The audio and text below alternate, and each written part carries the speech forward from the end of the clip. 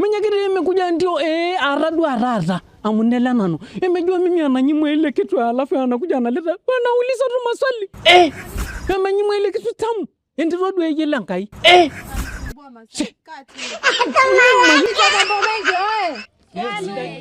Kijiji cha mambo mengi oe.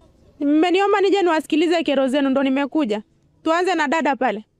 Mwenyekiti, yaani shida yangu ni moja.